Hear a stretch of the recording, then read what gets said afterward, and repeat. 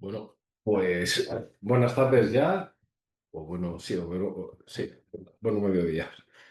Soy Alejandro González, soy psicólogo, sobre todo clínico, llevo muchos años haciendo terapia, estoy especializado en hipnosis y sobre todo en trauma.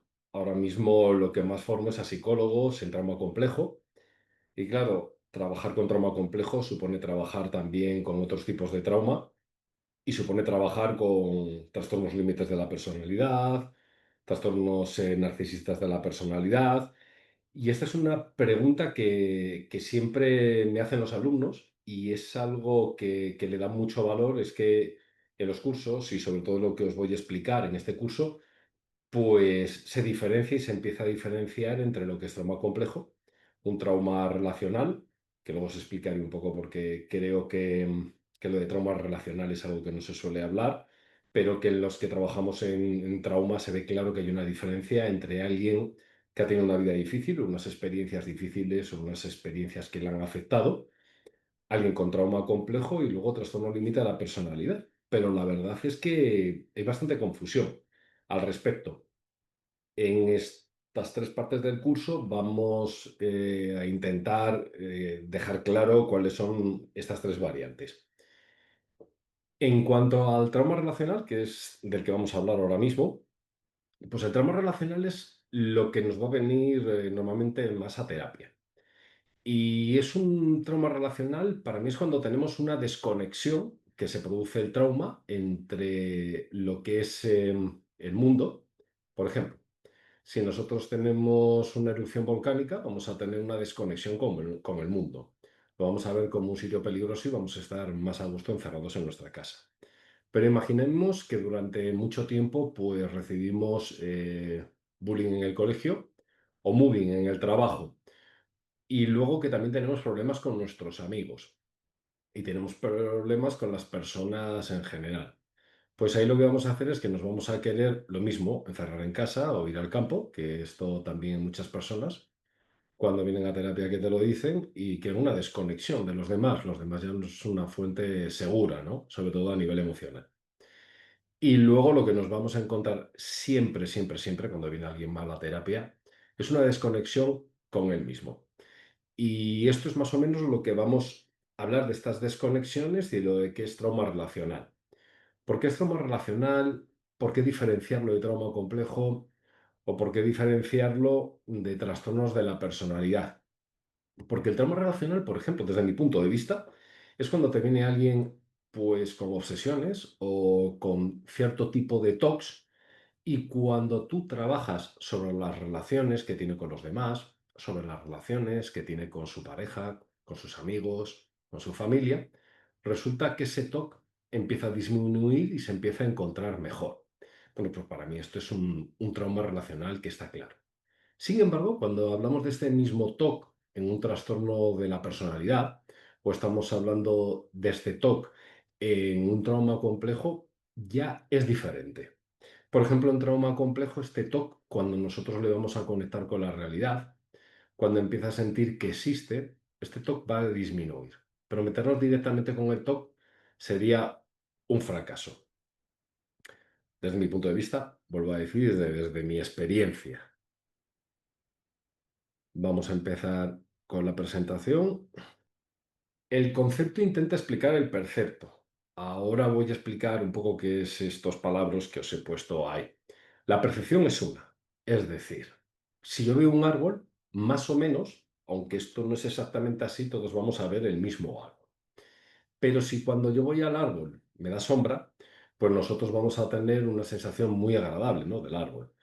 Pero si cuando yo voy debajo del árbol se me cae una rama encima, pues el concepto que voy a tener del árbol es como algo peligroso. El árbol es lo mismo, pero las experiencias que tengamos con el árbol van a ser diferentes.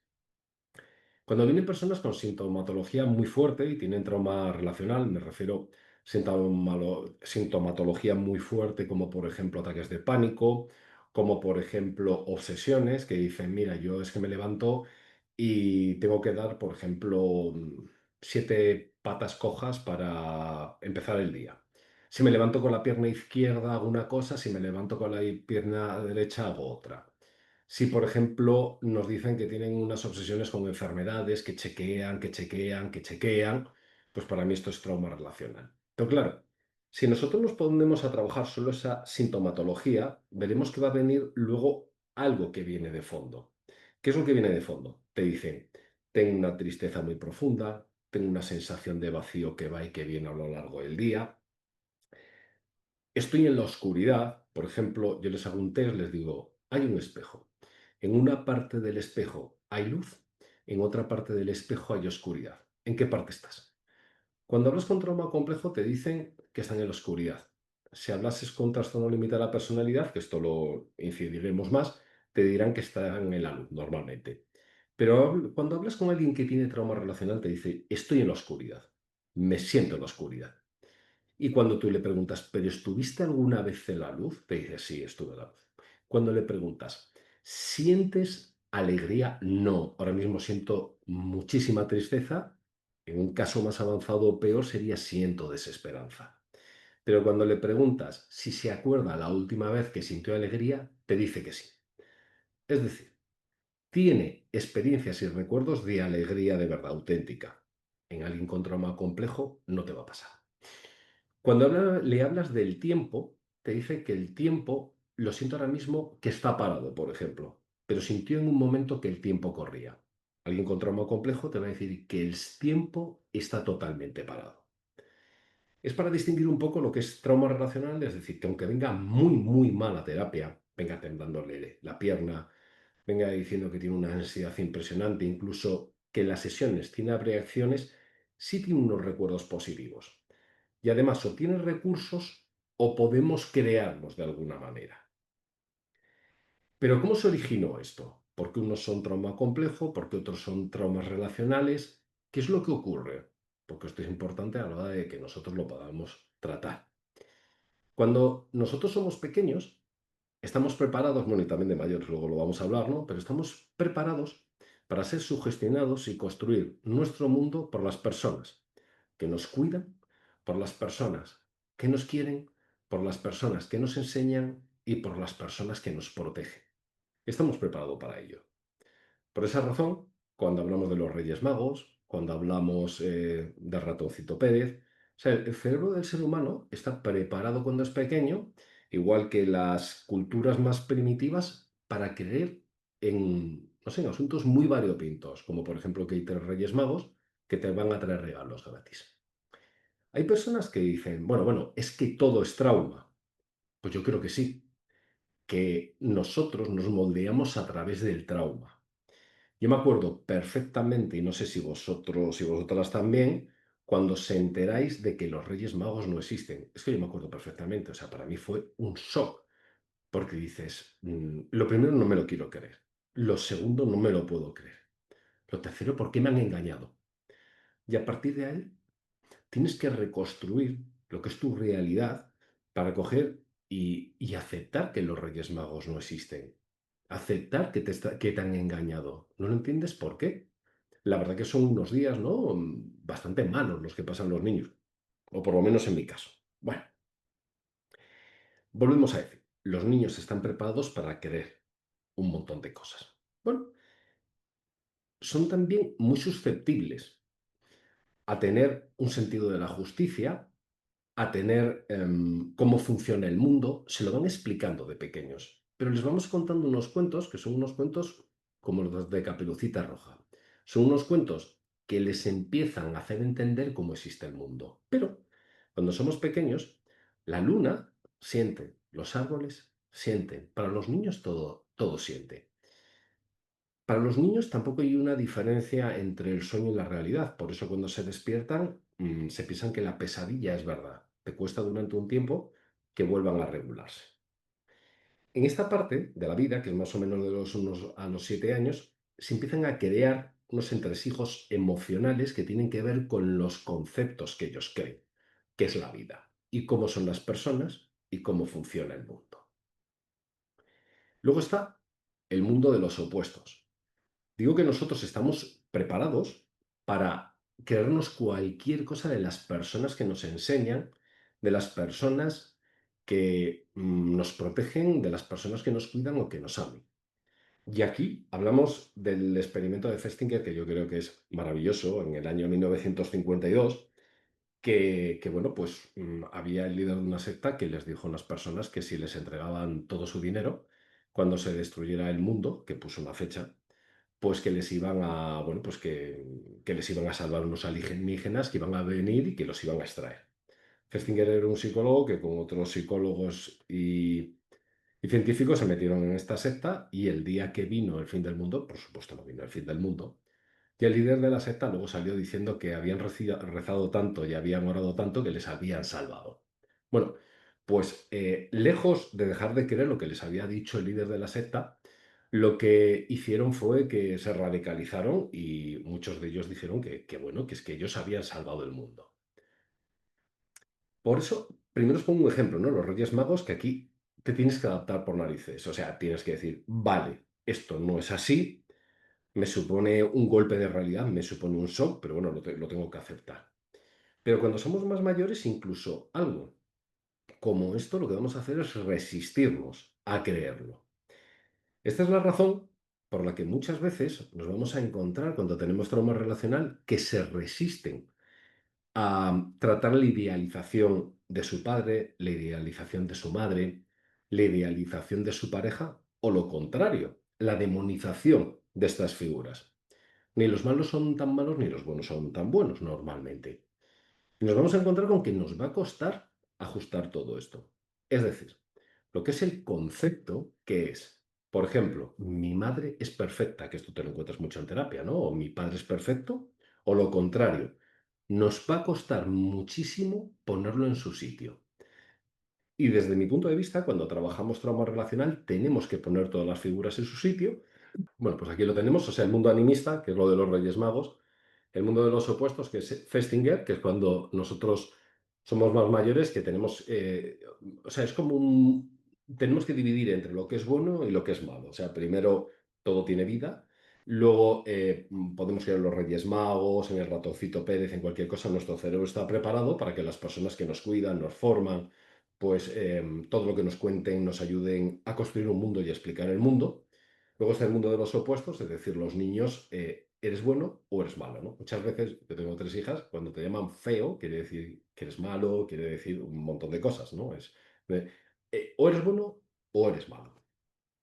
Y aquí en Festinger y en lo que son las sectas alienígenas, pues lo que hacen es que nosotros somos los salvadores, nosotros somos los buenos, nosotros somos especiales, vosotros sois diferentes.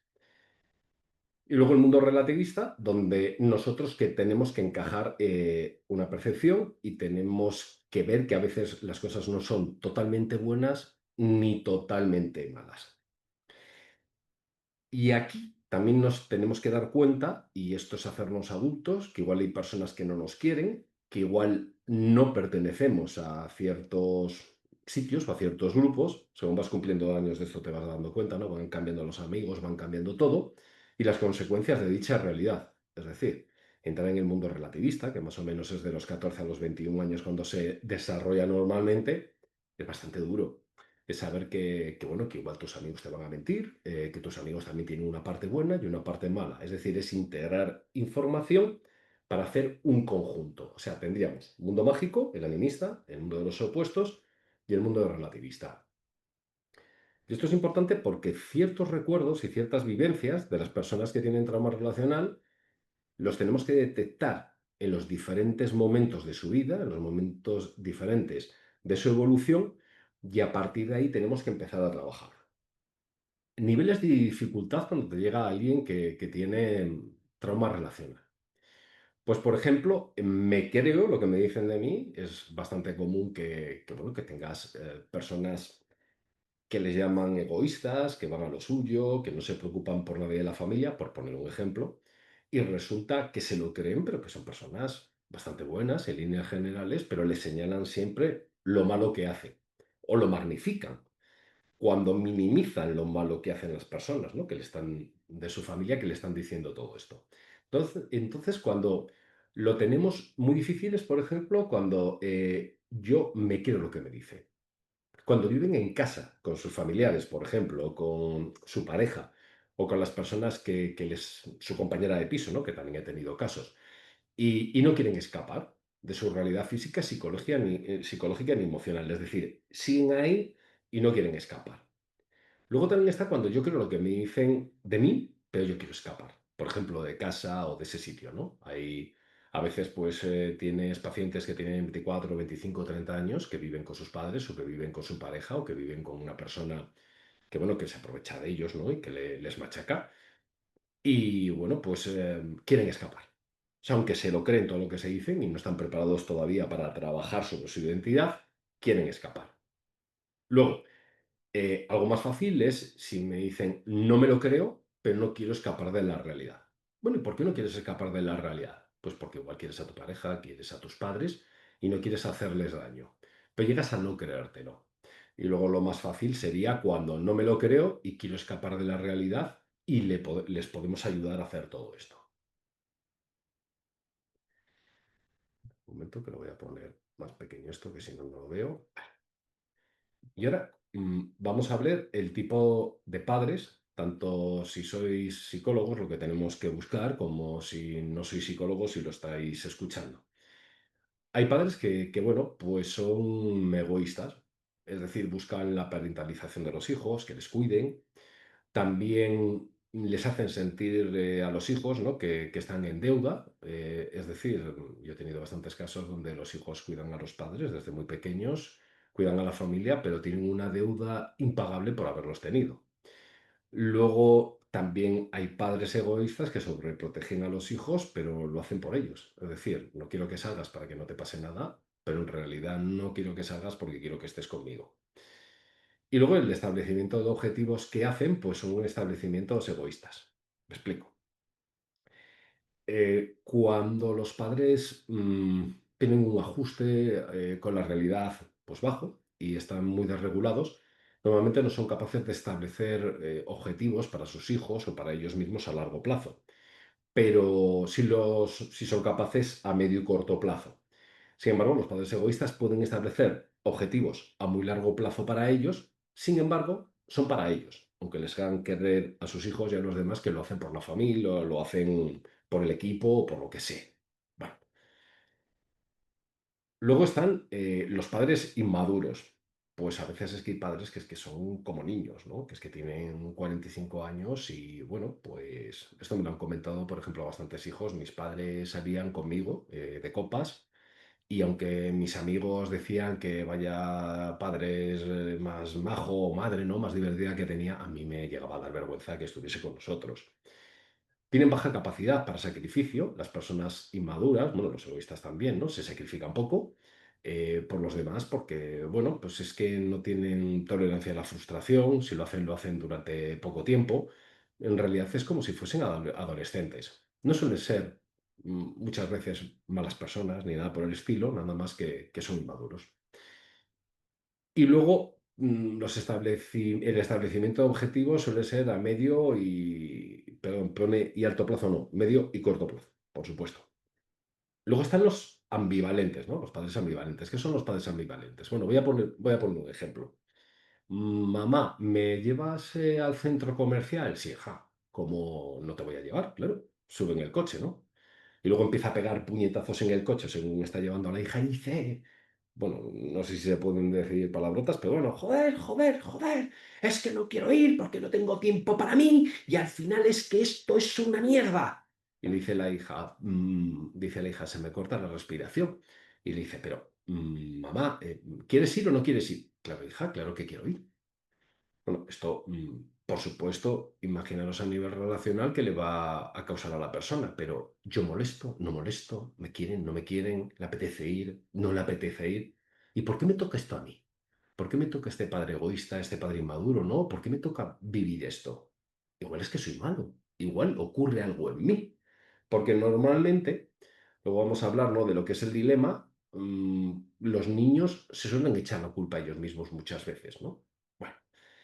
Y luego estamos con los trastornos de la personalidad y es la desorganización de lo antes expuesto. Pues se pueden comportar como egoístas, como inmaduros, pueden, por ejemplo, he sacado un 10 en matemáticas, no hacer caso a su hijo o a su hija, y luego que la hija, y estoy hablando de casos reales, ¿eh? Y que la hija haga un huevo y que la madre haga una fiesta en casa. Es decir, normalmente los trastornos de la personalidad pues tienen una desorganización y no hay nada. En un momento se pueden mostrar como padres cariñosos y en otro momento, en el mismo caso, pues mostrarse como padres horrorosos. ¿Qué es lo que vamos a encontrar y lo que tenemos que buscar? Y si vosotros habéis sufrido esto, os va a ayudar. Poder predecir lo que ocurre en casa es una de las partes más importantes para que no haya trauma y para que nosotros no nos comportemos en el futuro de una manera en la que tengamos miedo, en la que seamos agresivos o en la que seamos pocos cariñosos con los demás. Pero si nosotros nos criamos en una casa donde, o en una sociedad o en el colegio, ¿no? Si hay bullying, donde no podemos predecir lo que va a ocurrir, porque también hay casos donde los padres, vamos, son padres suficientemente buenos, no vamos a hablar de padres buenos, sino de suficientemente buenos, pues también tienen problemas los chavales, igual porque les han hecho bullying en el colegio y no sabían lo que iba a ocurrir. Los niños necesitan poder predecir lo que va a ocurrir.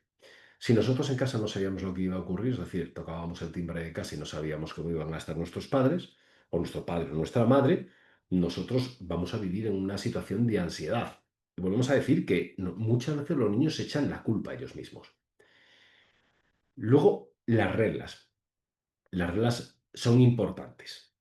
Por ejemplo, que luego lo volveremos a decir, pero es que esto es importantísimo porque hay que buscarlo. Una regla, ¿qué sería? Vale. No puedes mentir, ¿no? Esta sería una regla. Pero sin embargo, tu padre te miente a ti.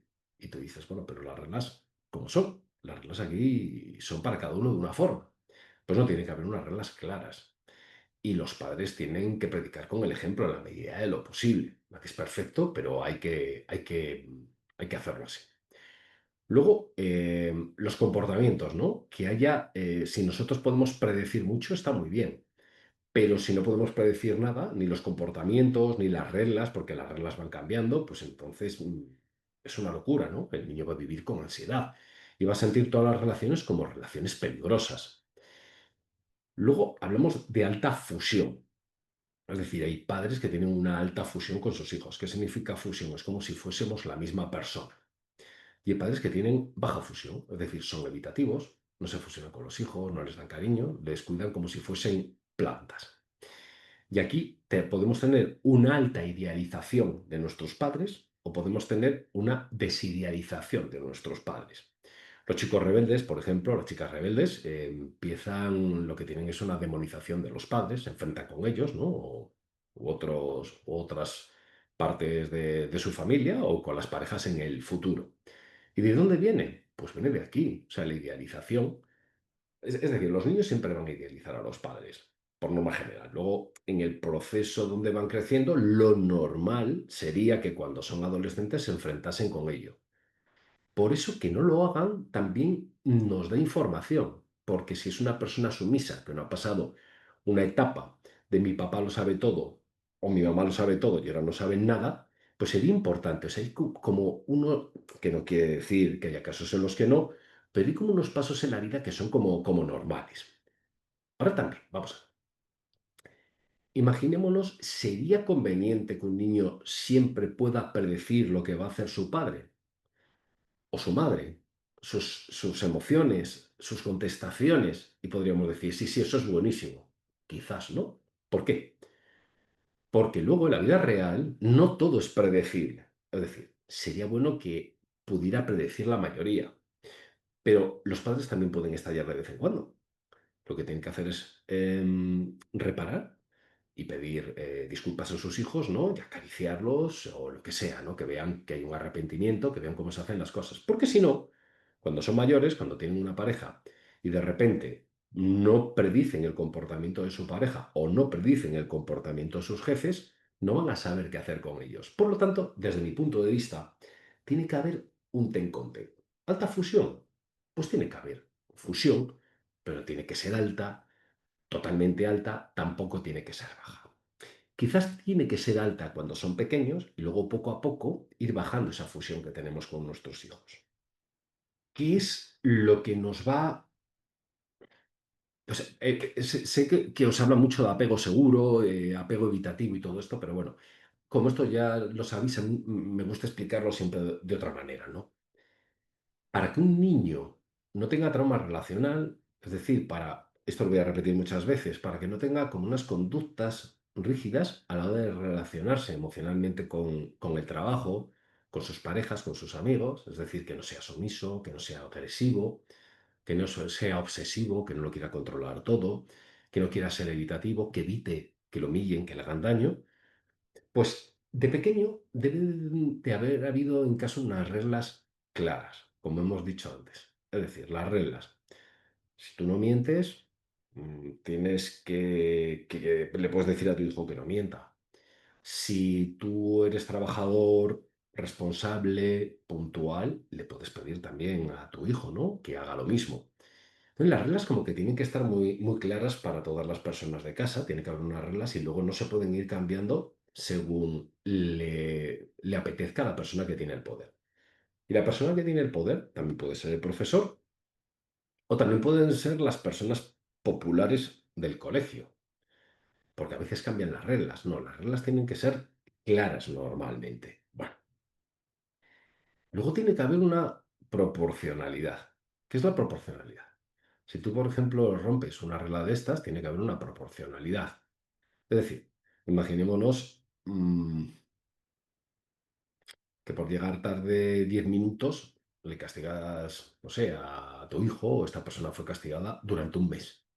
O, por ejemplo, que le cogieron todos los juguetes y le obligaron a llevarlos y a tirarlos al cubo de la basura. Yo estoy hablando de casos, ¿no? Que he tenido. Pues es que no hay una proporcionalidad, porque resulta que cuando la madre lo hace, no se le da el mismo castigo.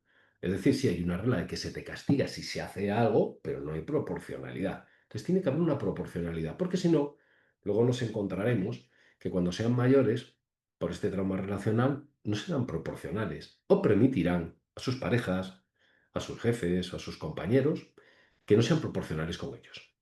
Luego tiene que haber una coherencia, es decir, nosotros tenemos que ser coherentes, ¿no? Lo que decimos, bueno, pues si yo no miento, tú no mientes. Y luego tenemos que ser consistentes, es decir, cuando tenemos a alguien que tiene trauma relacional, tenemos que ver si los padres han sido consistentes, es decir, han dicho, vamos a poner una regla y luego esa regla va a ser consistente durante el tiempo, porque si no es consistente durante el tiempo, nos vamos a encontrar también que no van a ser ellos consistentes o les van a permitir a las otras personas que no sean ellos consistentes.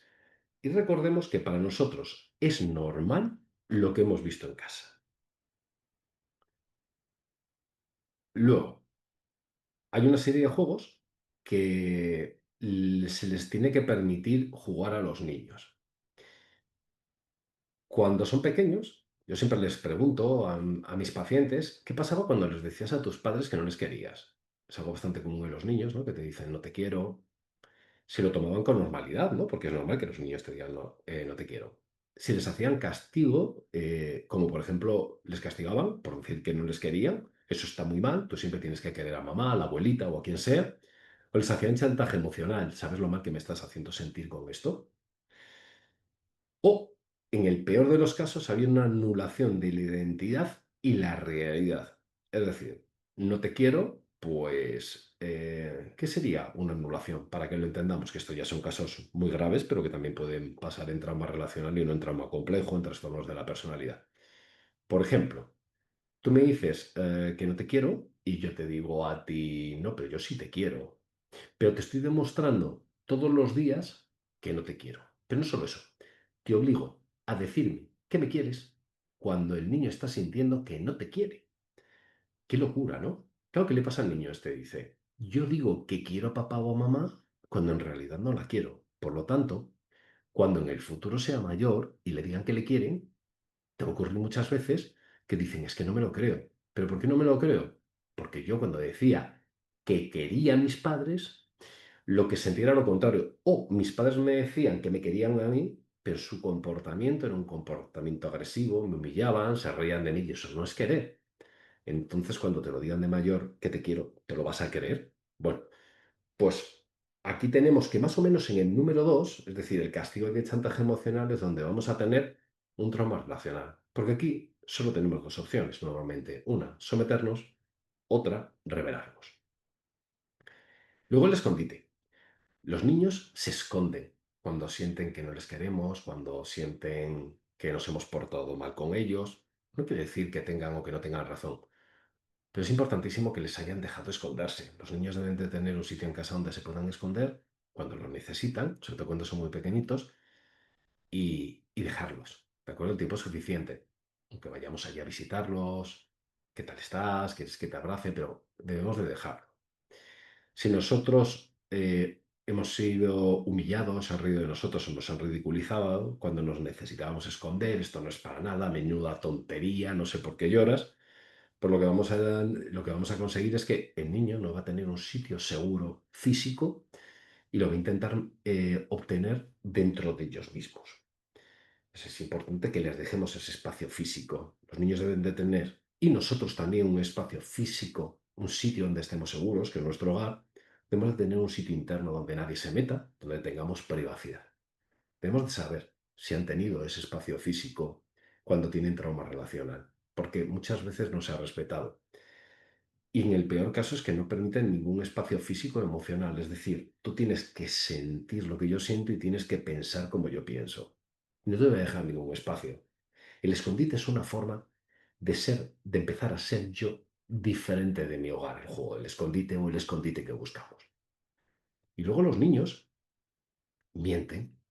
Claro que mienten. Pues esto, ¿quién ha cogido el lápiz de labios a mamá? Yo no. Y tienen los labios pintados, ¿no? Por ejemplo. Pues lo hacen bastante mis hijas, ¿no? Claro, cuando tú ves esto, yo me río, me hace muchísima gracia. Yo lo veo como un juego. Lo veo bien, ¿no? La mentira es una parte de la vida y además todos los juegos, no hay ningún juego en el que no se mienta. En todos los juegos se miente. Los más divertidos. Entonces, bueno, tiene que haber unas reglas, tiene que haber una mentira y tiene que tomarse como algo normal. Y luego ya hablaremos de otras cosas, ¿no? De que es una mentira fea, ¿no? Y que es una mentira que se puede hacer. Bueno, esto ya hablaremos. Pero hay personas con trauma, o sea, con trauma relacional bueno, que es que tienen pánico a mentir. Voy a poner un ejemplo. Una persona que le cogen en el trabajo y le hacen hacer un montón de horas extras, ¿no? O le hacen llevar el ordenador para casa y le hacen trabajar todo el fin de semana. Pues una de las cosas que yo les digo, mira, cuando estén haciendo esto, lo que tienes que aprender es a mentir. Dices que te encuentras mal y un día de la semana pues te quedas viendo series o te vas a hacer lo que sea. ¿Por qué esto es importante? Pues porque la persona empieza a sentir una sensación de justicia que se busca a él o ella y le baja la ansiedad. Bueno, yo lo tengo comprobadísimo esto. Entonces vamos a ver, si te mienten en lo que cobras o te mienten en lo que trabajas, pues tú también tendrás que mentir en lo que trabajas. Y aquí lo que hacemos es un equilibrio. Pero cuando los padres castigan, lo que tienen miedo los niños es obtener una justicia suya, a ser asertivos, a cuidarse a sí mismos. Y luego, bueno, lo que hemos hablado antes, ¿no? O sea, yo puedo mentir, pero tú no puedes mentir. Si tú mientes a los demás, pues eres malo. Si los demás te mienten a ti, es que te lo mereces. Siempre, en el caso número 3 diríamos que ahí vamos a entrar más, ¿no? Con estas personas entramos en relacionales muy, muy graves, vendrán con una sintomatología bastante grave, o nos encontraremos con trauma complejo o nos encontraremos con trastornos de la personalidad. ¿Esto quiere decir que siempre va a ser así? No, no tiene por qué ser siempre así porque hay personas que han vivido en ambientes muy, muy, muy, muy duros y no pasan de trauma relacional. Ahora, a mí, vamos, llevo mucho tiempo viendo a ejecutivos, gente de éxito, y cuando veo ciertas actitudes o ciertos comportamientos y empiezas a bucear en su casa, siempre encuentras cosas de estas. Bueno, cuando a nosotros no nos dejan jugar o no podemos jugar en casa, o las personas son muy negativas con nosotros, las personas que nos cuidan, o son muy depresivas, tienen un discurso muy depresivo, todo va a ir mal, el mundo es muy malo, no sé lo que te va a pasar. Pues nosotros vamos a tener unas heridas de trauma relacional, es decir, en la relación que tengo con mi familia, por ejemplo, en cómo construyo yo el mundo, pues me voy a encontrar con que voy a tener la impresión de que no me quieren. Voy a tener la impresión de que no pertenezco, pero no la impresión, es que lo siento a nivel profundo. Es más, es muy común que la persona te diga, no, si yo siento, o sea, yo entiendo que me quieren, pero es que no lo siento. Y yo entiendo que pertenezco a este grupo de amigos, pero no lo siento. Aquí es donde tenemos un trauma relacional, ¿de acuerdo? Lo entiendo, fijaros, lo entiendo, pero no lo siento.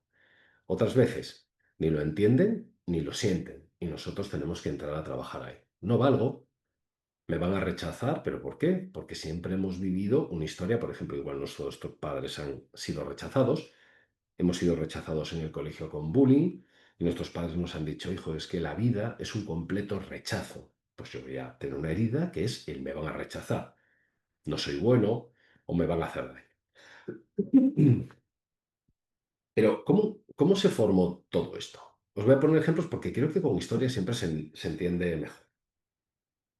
Por ejemplo, un chaval, ¿no? Que a los 13 años tenía una vida bastante complicada en casa, con muchísima violencia emocional, a veces física por parte de su padre, también por parte de su madre ambivalente, su madre una persona, lo que hemos dicho, ¿no? Que te decía, bueno, hijo, ¿qué estás viendo en la tele? Ah, ¿y por qué lo ves? No, pues porque me gusta esto, mamá y tal. Así estás tú de idiota viendo estas tonterías. Y el padre, pues, un narcisista, ¿no? Que, bueno, que si le llevabas la contraria, que si no le decías que era maravilloso, pues directamente o decía las cosas peores sobre ti, ¿no? Se abalanzaba sobre ti físicamente. Se va a casa de su abuela desesperado porque se escapa de casa. Le dice a su abuela que, bueno, que si puede quedarse a dormir allí después de una deliberación, le dice a su abuela, no, no te puedes quedar a dormir aquí porque te tienes que poner a trabajar con 13 años. Y cuando baja, su madre le está esperando. Y el chaval coge y dice, según iba subiendo para arriba, aquí era o sea, era mayor, pero lo contaba como si lo estuviese viviendo, y dice, según iba subiendo para arriba, ¿no? Para arriba decía, porque vivían como arriba, dice, a casa de mi padre, decía, esto no va a acabar nunca, no voy a salir jamás de aquí. Por supuesto que sentía que no le querían, no sentía que pertenecía a ningún sitio, y bueno, pues claro, es que tenía la idea de que le iban a hacer daño, y lo sentía. Por supuesto, vamos a tener pensamientos paranoides aquí. Luego, por ejemplo, no van a mi graduación, pero sí a la de mi hermano, a hacer diferencias. Esto es bastante común cuando tienes personas con traumas relacionales, es decir, yo soy diferente, es decir, no pertenezco, ¿no? A la familia, aunque también puede, también que no me quieren, la sensación de no me quieren, ¿no? Luego, me contaba una vez una madre, dice, llevo a mi hija de vacaciones pero no a sus hermanas, ¿no? Porque eran, o sea, estaba casada con su padre, pero bueno, eran, es decir, las dos hijas anteriores, su marido las había tenido con otra mujer, ¿no? Y decía, llevo a mi hija de vacaciones, sé que ellas no se lo pueden permitir ni el padre, y hago esa diferencia. Sé que está muy mal, pero lo hago. Pues imaginaros la fractura que vas a crear, ¿no? Entre esa hermana y sus dos hermanas y las sensaciones que van a tener las otras dos hermanas. La hija de fulanito, esto es bastante común, saca mejores notas que tú y es tan divertida e inteligente, y estamos hablando de una niña que ha sacado un 9. Y le dice, la hija de fulanito saca matrícula de honor, ¿no? Un 10 y es más divertida e inteligente. Tócate las narices. Por ejemplo, bueno, esto ya hemos hablado, cuando tocaba el timbre de casa no sabía qué iba a pasar. Vamos, esto se lo pregunto siempre cuando hago terapia a la gente con trauma relacional, trauma complejo, se lo pregunto siempre. Luego, cuando me regalaban algo, mi madre estaba más enferma. Esto me lo comentaba una paciente que decía, cada vez que me regalaban algo, mi madre estaba más enferma de cáncer. Pues esto te va a hacer que siempre que lleguen buenas noticias, malas van a llegar. Algo muy malo va a ocurrir. Prefiero que no vengan malas noticias, perdón, que no vengan buenas noticias. Esta misma chica me comentaba, no había horarios para comer. Mis amigas decían que mi casa era la más divertida del mundo. A mí me parecía lo más horroroso, porque yo quería, como en las casas de los demás, comer a las 9 de la noche, tener unos horarios. y no saber nunca lo que iba a pasar. Nunca lo podía predecir.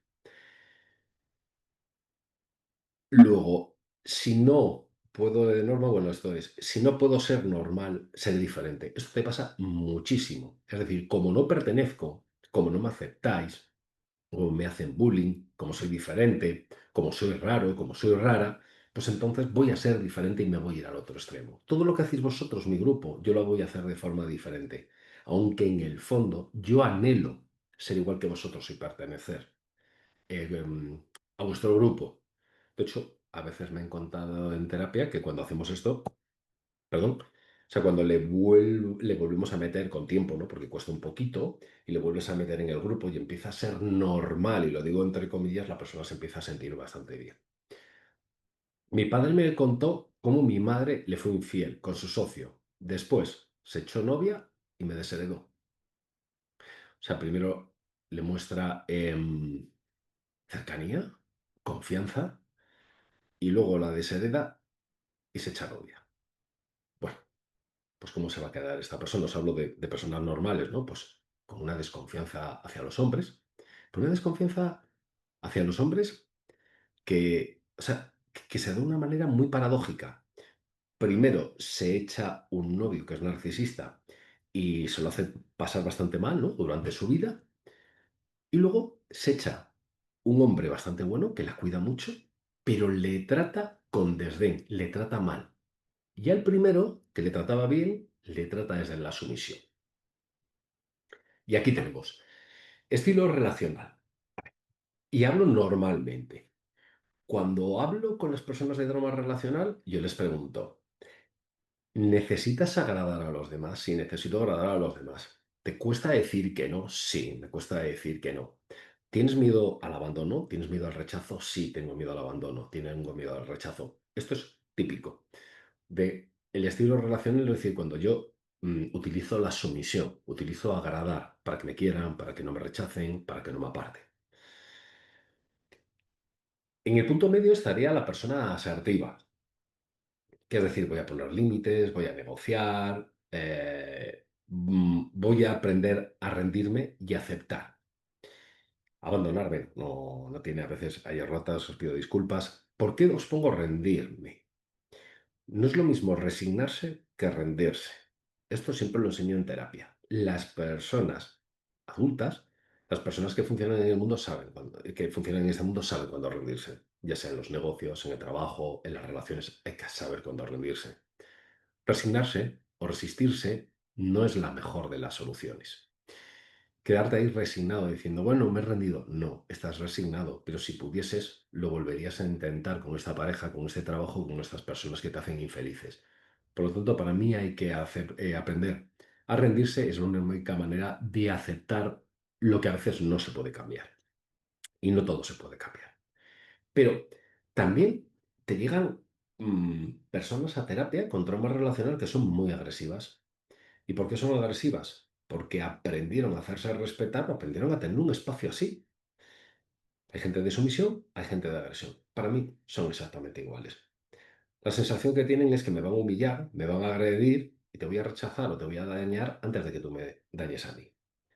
Es decir, los niveles de hipervigilancia son muy altos. En un caso lo que yo voy a hacer es intentar agradarte y en otro caso te voy a vigilar en cuanto vea que la cosa va mal, pues me voy a adelantar a ti. No tiene por qué ser físico, ¿eh? A veces es, te voy a decir que no te quiero, te voy a decir cosas malas de ti o te voy a obligar a que te vayas porque antes de que tú me rechaces a mí, te voy a rechazar. Bueno, esto por verlo un poco. ¿Qué nos vamos a encontrar? ¿Cuándo va a ser trauma relacional? ¿Cuándo no va a ser trauma relacional? Bueno, de los 1 a los 7 años más o menos, bueno, esto me lo invento, pero bueno, es una cosa que he visto cuando se hace hipnosis, se desarrollan, me quieren, es decir, si nuestros padres nos cuidan, nos dan de comer, nos dan ropa, nos acarician, nos abrazan, nos ponen límites, nos enseñan sobre cosas emocionales, vemos una coherencia, vemos una consistencia, nosotros nos vamos a sentir que nos queremos, que nos quieren. Bueno, pero hay personas que se quedan en este 1 a 7 años. Son personas que tienen una regulación muy mala. Entonces lo que hacen es que tienen rabietas. En realidad es que tienen rabietas. Destruyen las cosas. Aquí pues podríamos hablar de trastornos límites de la personalidad, los obsesivos también a veces, ¿eh? Los obsesivos, hablaríamos de trastornos narcisistas. Aquí, es decir, hablaríamos con personas que tienen un sistema de regulación muy, pero que muy primitivo. Aquí no hablaríamos de trastorno relacional. Vamos a ver. ¿Quiere decir esto que una persona normal puede tener esto alguna vez en su vida? Claro, por supuesto. Nosotros podemos ponernos totalmente irrazonables en ciertos momentos o en ciertas situaciones de nuestra vida y comportarnos como niños, es decir, nuestro sistema de regulación es un sistema muy primitivo. Pero las personas que tienen un sistema muy primitivo de regulación, yo os diría que entrarían en otro tema que deberíamos de mirar más el trastorno de personalidad y no el trauma relacional. Al final, el mundo tiene que ser como yo quiero. Y si cambio, no soy yo. Esto es importantísimo. Esta es la parte más importante. Alguien que tiene trauma relacional no te va a decir cuando trabajas en cambiarle que si no sigo haciendo lo que yo hago, dejo de existir. Es decir, confunden la conducta con su identidad. Yo diría ahí no es trauma relacional. Estamos hablando de un trastorno de la personalidad. De los 7 a los 14 años trabajamos el yo valgo. Entonces, quiero hacer lo que yo quiero, no quiero reglas, quiero que tú seas adulto sin serlo yo. Bueno, es un egoísmo del yo y del saber sin saber, ¿no? Esto hablaríamos de personas inmaduras. ¿Pero las personas inmaduras pueden tener un trauma relacional? Sí. ¿Puedes trabajar ciertas cosas con ellos y hacerles madurar y que tengan otro sistema de regulación? Sí. También es verdad que a veces te encuentras personas en terapia que van a ser siempre inmaduros, ¿no? Y luego, de los 14 a los 21 años, antiguos, digo antiguos, ¿no? Porque sí es verdad que cada vez te encuentras gente mucho más mayor que tiene, no sé, llevo 13 años haciendo terapia y empiezas a ver como que el sistema de maduración se va retardando. Entonces tienen capacidad para relativizar, negociar, entender, empatizar y cambiar. Esto es importantísimo. Bueno, alguien con trauma relacional es alguien que tiene la capacidad para relativizar o que le puedes enseñar a relativizar. Es decir, entra en terapia, tú le hablas para que relativice todo eso y empieza a quedarse como en shock y te viene y te dice, mira, mm, esto que me dijiste en la anterior sesión me echó polvo y bueno, por un lado me ha venido mal, pero por otro bien. Es que acabo de cambiar mi forma de ver el mundo y lo estoy viendo de otra manera. Son personas que o negocian o les puedes enseñar a negociar. Luego pueden entender, pueden empatizar. Esto es importantísimo. ¿Por qué? Porque luego vamos a hablarlo. Empatizar para mí es no solo que yo sienta lo que el otro siente, sino, porque esto para mí sería simpatía.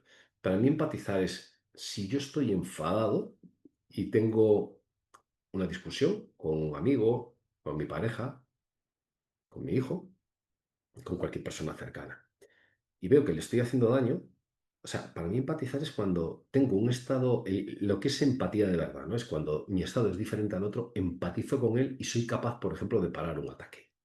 Eso es empatizar. Cuando yo siento culpa, cuando siento vergüenza y paro. Esto es importantísimo. Si tenemos un problema de empatía o de conciencia, que luego hablaremos de ello, con la culpa y la vergüenza, estamos hablando de que no va a ser un trauma relacional. O sea, es una persona, un trauma relacional, por así decirlo, diríamos neurotípico, es decir, neurótico. Persona que no objetiva la realidad, pero que tiene la capacidad para objetivarla, para relativizarla y para regular sus emociones. Aquí hablaríamos que son adultos pero igual adultos rotos, adultos que tenemos que ayudar, ¿no? Adultos que no se regulan, pero que tienen estas capacidades. Un día le preguntaron a Freud que era una persona sana y dijo, aquella que es capaz de amar y trabajar. Jo, es que esto es muy difícil. Yo añado aquí que sea capaz de jugar. Emociones negativas y gestión. ¿Qué es lo que nos vamos a encontrar? Un estilo asertivo. ¿Qué va a hacer con el miedo? Relativiza y se preserva física y emocionalmente. Es decir, no mm, no va a ser un kamikaze. Esta persona no se va a tirar a todas las situaciones de miedo, sino que, bueno, va a buscar algo medio. Lo afronto o no lo afronto. Y luego también se regula mediante la heteroprotección, que es heteroprotección. Yo me protejo a mí mismo, pero también te puedo proteger a ti. Y también me dejo proteger a mí. Luego, la tristeza. Alguien asertivo, cuando está triste, para y hace introspección, analiza su vida y intenta cambiarla. Y tiene heterocalma, es decir, es capaz de calmar a otros, es capaz de dejarse calmar y es capaz de calmarse a sí mismo. El enfado. El enfado sirve para que tú pongas límites y necesitas espacio. Alguien asertivo va a ser capaz de dar un espacio a los demás, de darse a sí mismo y de dejárselo dar. Por ejemplo, a veces cuando haces terapia con personas que tienen miedo al abandono, pues no les dejan a sus parejas ese espacio cuando se enfadan. ¿Por qué? Porque sienten en realidad que les van a abandonar, sienten en realidad que les van a dejar, cuando lo único que esa persona necesita es un poquito de espacio. Luego, otro más relacional. El miedo puede ser contrafóbico. ¿Qué quiere decir esto? Cuando hay una situación de miedo, yo me enfrento a ella. Pues muchas veces no hace falta. Yo me enfrento a todas. O sea, es decir, hay rigidez, no hay flexibilidad en la conducta, ¿no?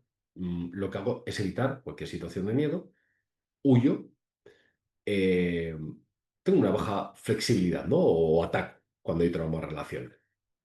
Pero, volvemos a decir, tienen una potencia de cambio. Es decir, pueden empatizar, pueden relativizar y puedes trabajar con ellos de una manera bueno, vas construyendo poco a poco. Si hay una base, a ver, podemos decirlo sana o normal, entre comillas. Hay una base. Luego en la tristeza, pues lo que pueden hacer es negar la tristeza, racionalizarla o evitarla. Evitar estos sentimientos tristes.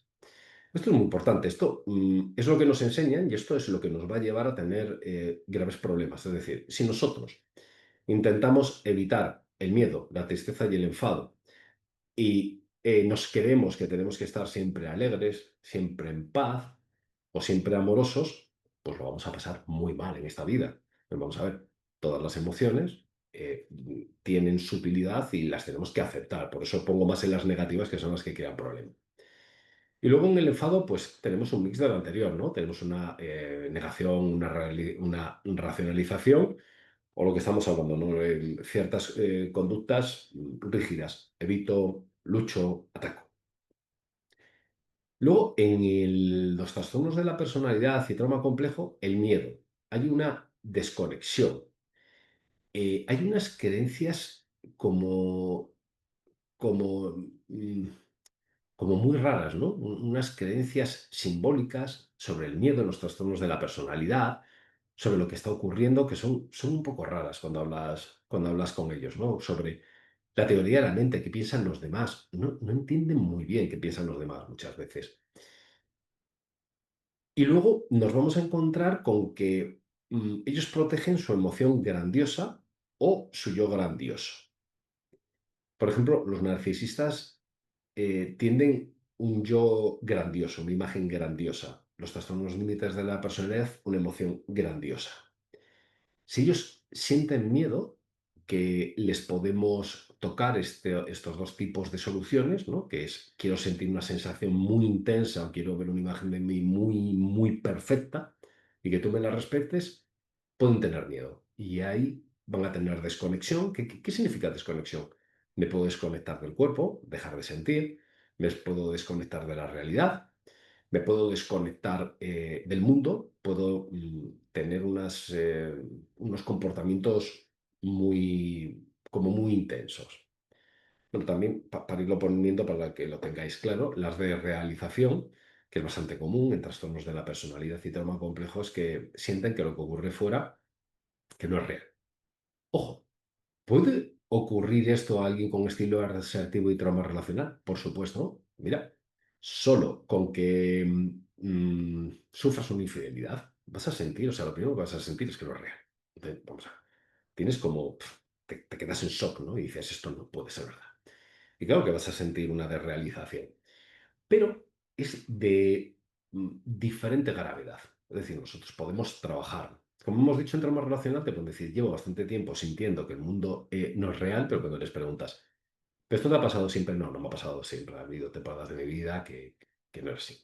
Luego, una despersonalización quiere decir que se pueden ver, ¿no? La persona desde arriba, viendo cómo hacen las cosas, o sentir bueno, que no existen, ¿de acuerdo? Son diferentes efectos y lo puede sentir alguien con estilo asertivo y trauma relacional también, pero volvemos a lo mismo. No lo sienten siempre. O sea, a veces lo sienten, a veces no lo sienten.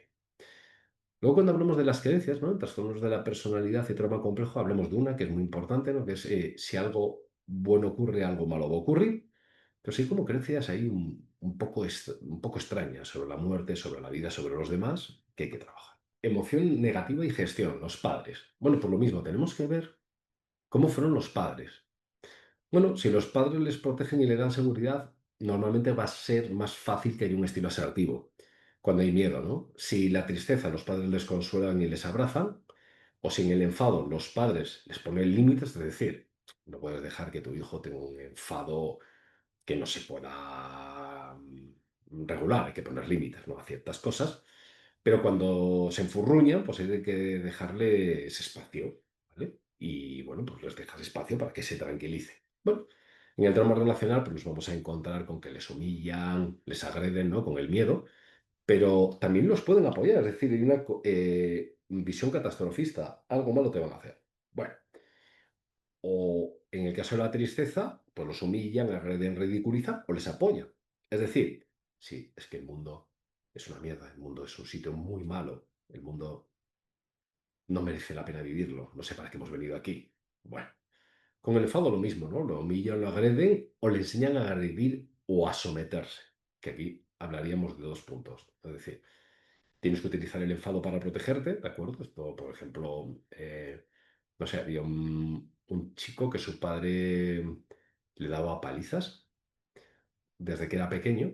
¿Y por qué le daba palizas a su padre? Porque su padre había estado en la cárcel y le decía, tienes que aprender para cuando entres en la cárcel. Bueno, imaginaros, ¿no? Qué mensaje. Y otras personas, pues bueno, les enseñan a someterse, es decir, te tienes que someter a mí y tienes que someterte ante los demás. Y este enfado se va a convertir, como no lo podemos echar hacia afuera, lo vamos a echar hacia adentro. Y aquí sí que nos vamos a encontrar con traumas relacionales. Sí es cierto que de aquí es fácil saltar a un trastorno de la personalidad y trauma complejo. Pero bueno, hay gente que tiene una vida muy, muy, muy difícil y no está en lo que estamos hablando abajo. Entonces, el miedo.